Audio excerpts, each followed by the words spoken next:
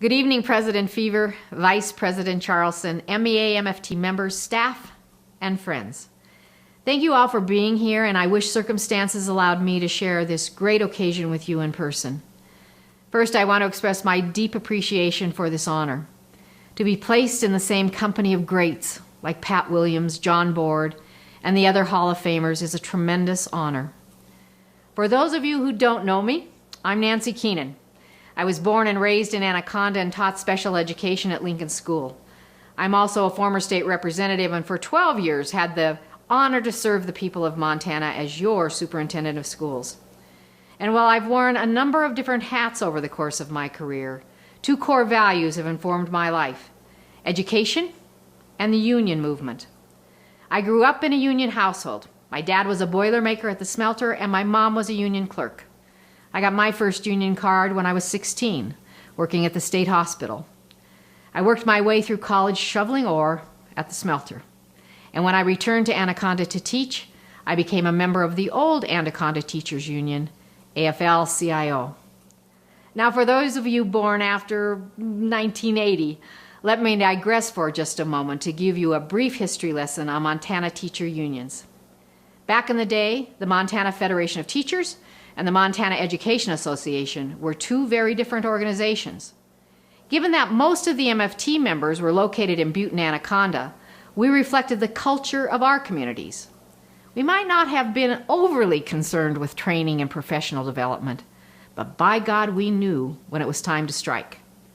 The MEA was, how should I put it, a more cerebral organization.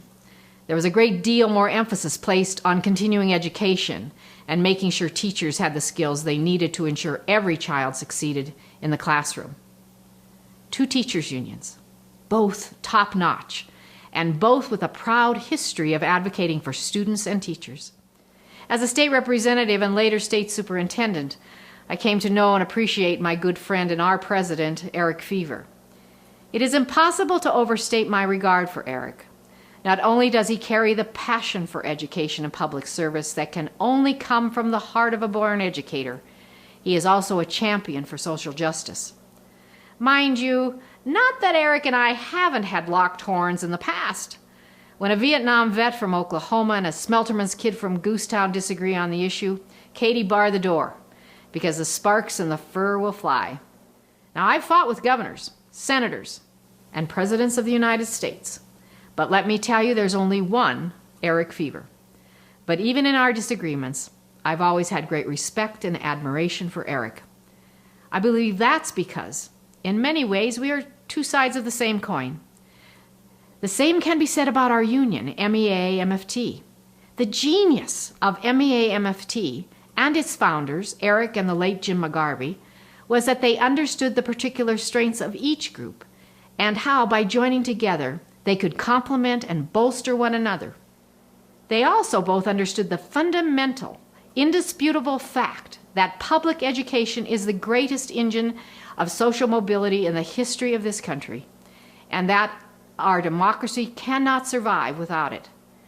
Eric and Jim also understood that when public school educators and other public employees, state and local government employees, higher education faculty, Head Start, and healthcare join together, there is no stopping us.